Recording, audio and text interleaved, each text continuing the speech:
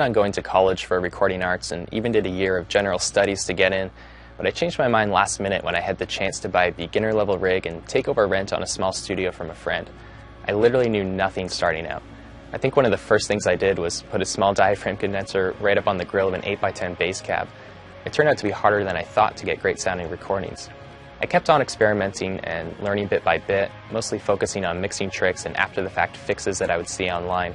It was as if the recording process itself was a nuisance, just a necessary thing to get through so that I could go mess around with it afterwards on my own and try and make it sound good. Then one week at a studio in Toronto where I was working as an intern, I got to see an A-list producer making a record that would later be mixed by Chris Lord-Alge and go platinum. I was shocked at how the songs in the studio during tracking sounded 90% like the finished record. I mean, sure, the mix was a little more punchy and exciting, but the sound of that record was defined in the tracking stage. It was the complete opposite of how I was approaching record making, and from that point on, I switched my focus to figuring out how to track things properly. Once I got a hold of that, the quality of my work started to take off, as did my business and career as an engineer and producer.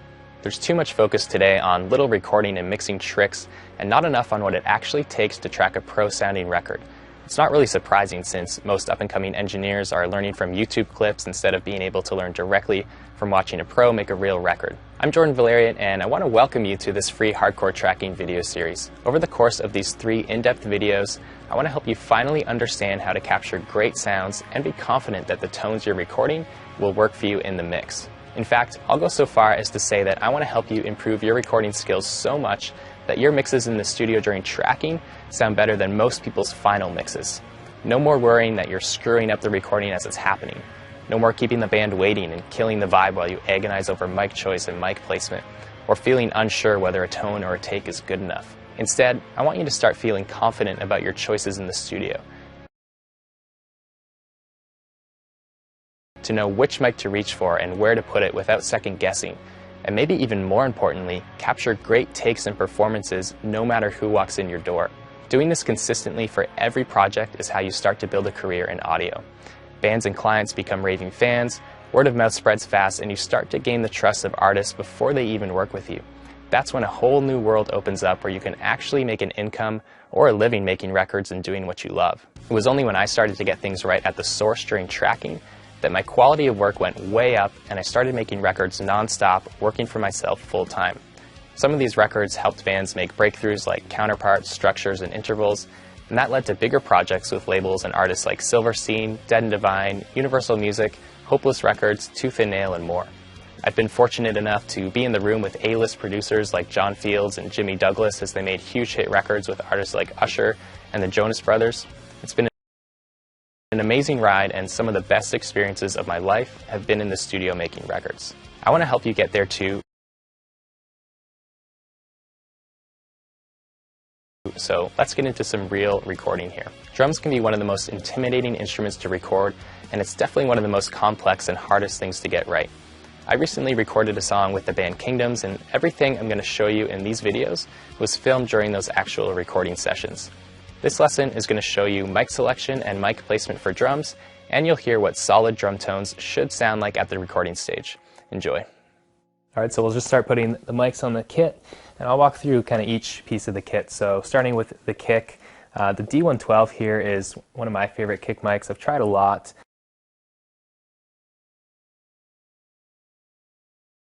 And I just find that this gives me the most flexibility later on. It can take EQ really well, so I can kind of shape it after the fact as much as I want.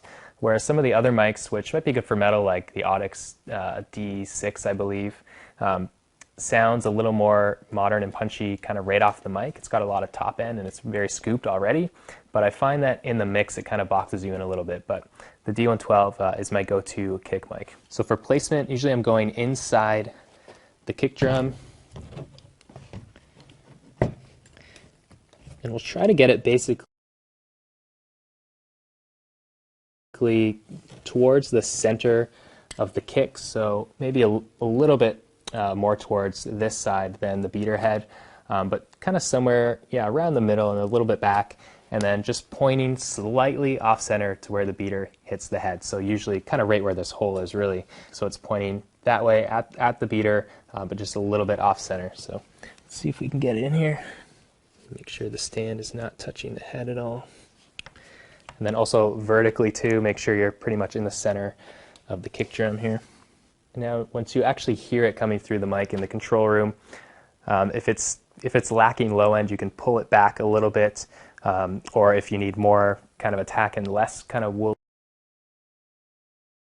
woofy low end, you can move it more in towards the beater head as well. So that's looking pretty good. Should be coming around to this side. Take a look. All right, so that's looking pretty good right there. Okay, next we'll go for the snare. So we're using classic go-to snare mics, SM57s on the top and bottom. You can try other mics, Biodynamic makes some, or Audix mics, but really like the studio standard is SM57s for snare. They can take loud volume, they can take abuse if the drummer hits them, so it's been my go-to snare mic for a while. I would definitely recommend just going with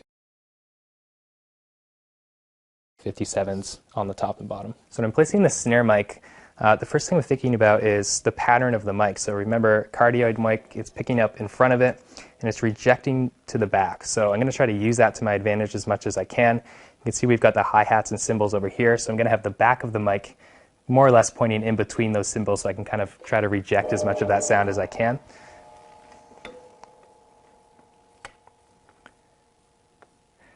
And of course have it pointing away from the cymbals so we get the least amount of bleed possible here. It's impossible to eliminate it, but we want to try and position the mic wisely to make the most of it.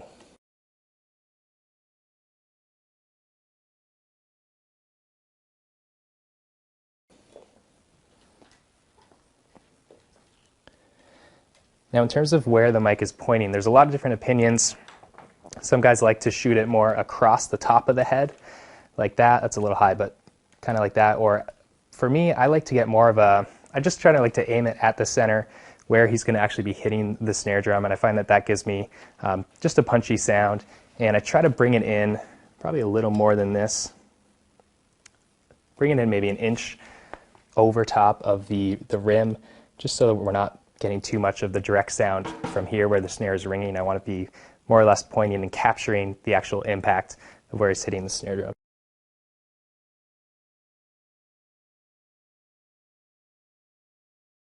Okay, so we've got it about an inch over the rim here, pointing at the center. That should be a good starting point there. So for the bottom snare mic, we want to more or less mirror what we have on top here. So I'm going to bring this in close, try to find a spot. It'll be tricky with the stand sometimes just to fit it in. So I'm looking at, where on the drum the top mic is pointed here. I'm just trying to mirror that. So with the bottom mic, I like to go a bit farther away, so a few inches like that.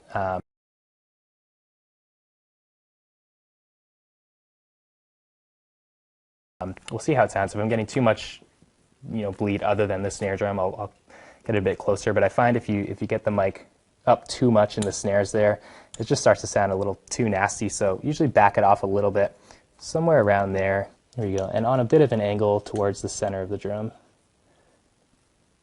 Okay, so for the toms, I'm using Biodynamic M201s. Actually, I have not used these tom mics before, but just in the studio we're at, just the mic selection, I'm just, trying to find, something new. So I'm going to try these out, see how they sound. We might switch them out afterwards. We've got 421s here, which are also a classic tom mic. My personal preference is I've never really loved them. I used to use Sennheiser E604s in my studio, really small dynamic mics and not expensive either. And I find I liked those, more than almost any other mic I tried on toms. So that's a quick suggestion for you, but it's your own preference. Lots of guys like the 421s. I'm going to try out these M201s. These are dynamic mics, by the way. Kind of similar to a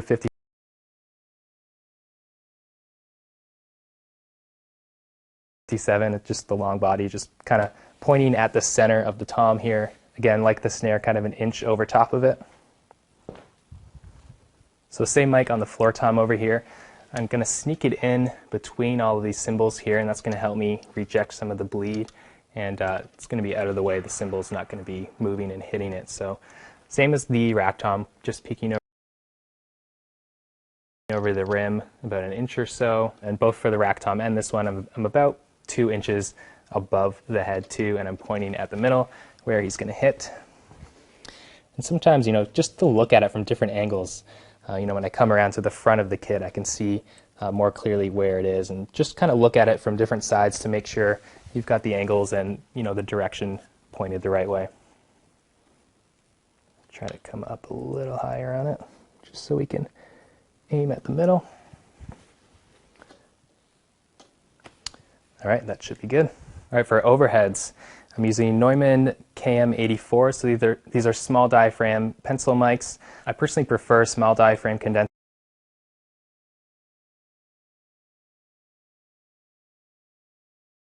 for overheads. I find they give me a really focused, more directional sound as opposed to using a large diaphragm condenser like U87s or 414s or something like that. I find that those are a little bit less defined, whereas these give me a really tight sound. Other options would be AKG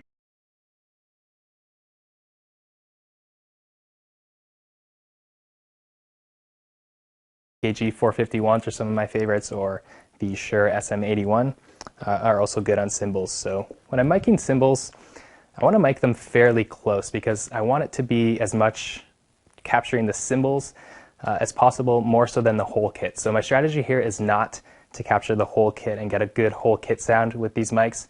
These are more so like cymbal mics. So I'm not going to have them too high above. I'm going to see how close I can get. These are pretty big cymbals, so you might have to have them up a little higher, but you want to get fairly close, directional, so that in the mix you're really focused on your cymbal track. And then I'll use the room mics instead of the overheads to get more of the whole kit picture.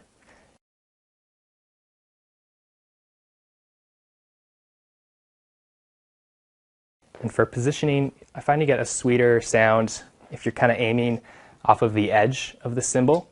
So, don't put it right in the middle over top of here. I mean, even if you just hit a cymbal in the middle, it doesn't sound that good. It's kind of honky. Over at the edge, you get more of a brighter sound. So we're going to kind of aim right at, basically at the edge of the cymbal here. So check that from other angles here. So again, if you draw a line here, kind of aiming right about there. And I've got a slight angle backwards because again, I'm trying to capture just the cymbals here. I'm not trying to capture the snare. So that's why I've got it, again, aimed at the edge and just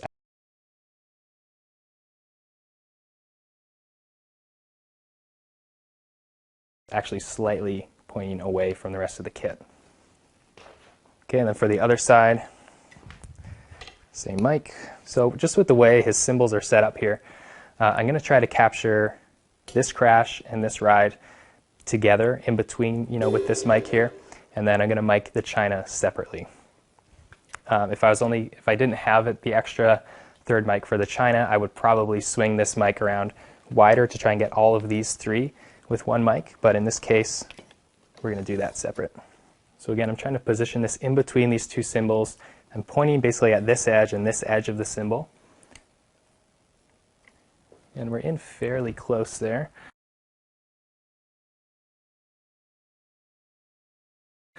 So we'll see how that sounds. All right, now in terms of phase and just stereo image of your overheads, I picked up this tip from producer John Fields when I was working in Toronto years ago, and he would measure the distance from the center of the snare to each overhead mic and make sure that that was equal. And that way you're going to get the snare level the same in both mics, so your snare image is not going to be drifting to the left or the right. So that's the strategy I've used. So I'm going to measure here and basically try to make sure they're pretty much the same distance away.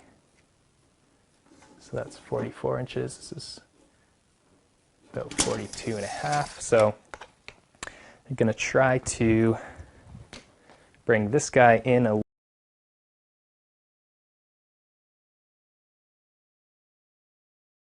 little bit closer. Probably angle it back a little bit just so we're still pointing at the edge of the cymbals. And we'll measure it again. So that's pretty much equal compared to the crash here. So let's get it more in the middle.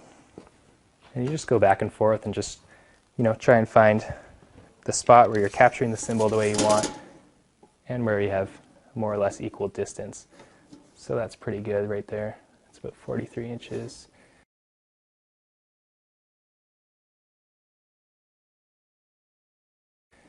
So we'll see how that sounds. That should give us a nice centered snare sound.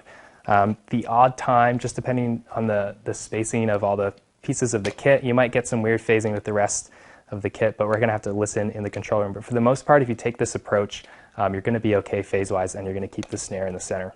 All right, for room mics, we're using a spaced pair of Neumann U87s. This is a classic studio large diaphragm condenser. They are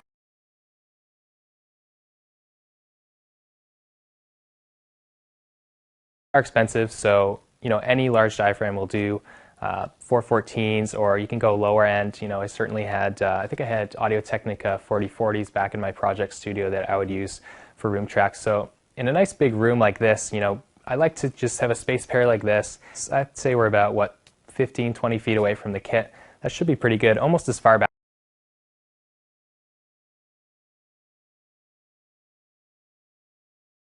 back as we can get. I really like to get as much ambience as I can out of the room, so that's why I've got this space pair here. I'm actually going to bring this one back a little bit because this one's more so like just the way the room is set up here. This mic is pointing like it's straight front and center of the drum, whereas this one's off more to an angle. So I'm going to kind of basically, instead of having it like this, I'm going to kind of turn it so the mics are like that, so they're a little bit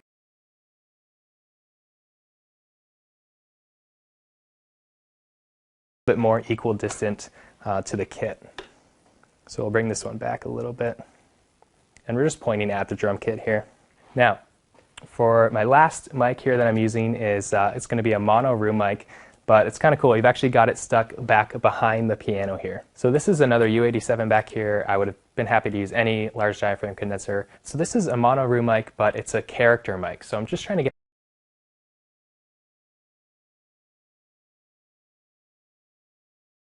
a unique vibe, something different here. And I recommend doing this no matter what room you're in, whether it's big or small. If you have an extra mic available and an extra input available, it's good to throw it somewhere weird. In my little 600 square foot studio that I used to have, the tracking room was very small. So for drums, I couldn't get a good room sound for the drums. So what I did is I tried to go for something unique with lots of character instead. So I would put a pair of mics behind a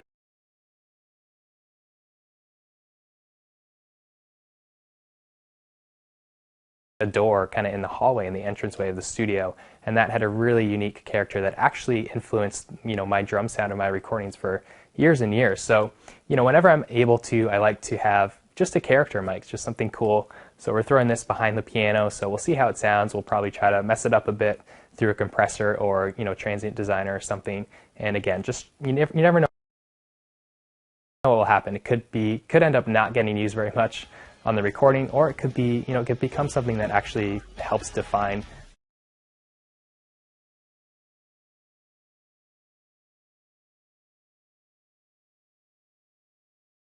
the sound of the drum. So you never know. And if you have the chance, definitely try to do something cool like this.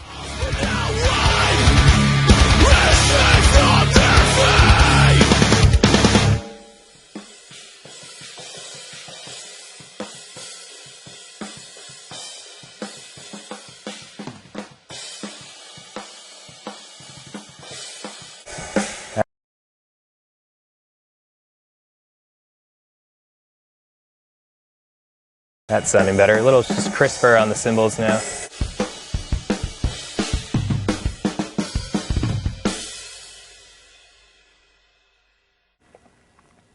All right, I'm kind of just fine-tuning stuff at this point, so keep playing. Whole kit.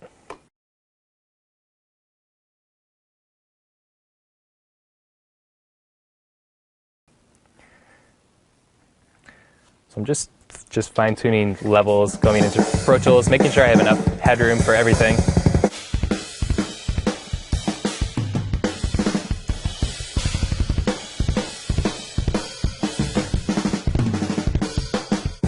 Got our kick sounding a little more modern here.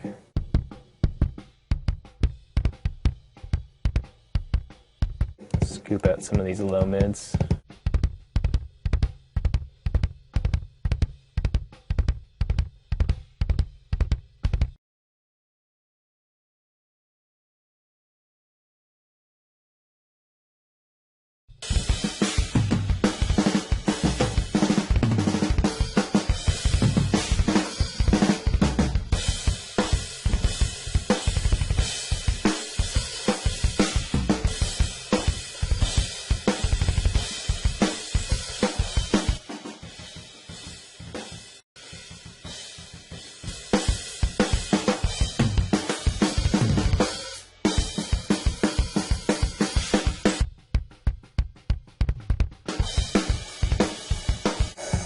Give it a top end boost here.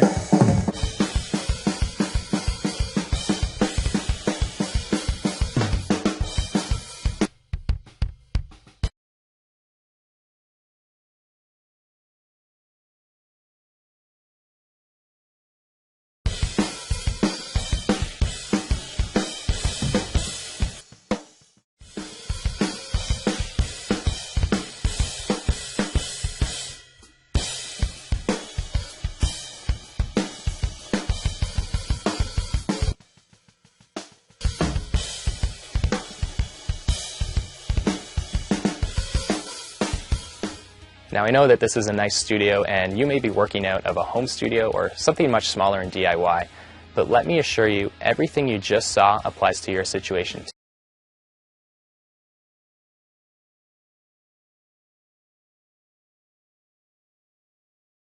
too. In fact, I made all of my important records in a tiny 15 by 15 room with modest gear. So when I get to work in a bigger studio, it's actually those techniques that I refined in the small studio that I bring and apply in the big rooms, not the other way around. Put me in a basement or in a $1 million room, and the way I approach recording is going to be the same.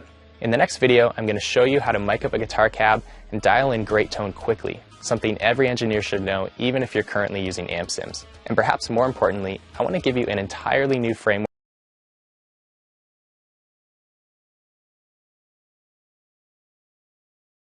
and strategy for guitar tracking that will not only give you better tone, but save you tons of time and destroy some myths and techniques that are overcomplicating the process and causing confusion. Until then, I want to hear from you. So please leave a comment here and tell me why you're passionate about recording and what unique vision and vibe you try to put into your work. I'll be reading every comment. Thanks for watching, and I'll see you again soon in the next video.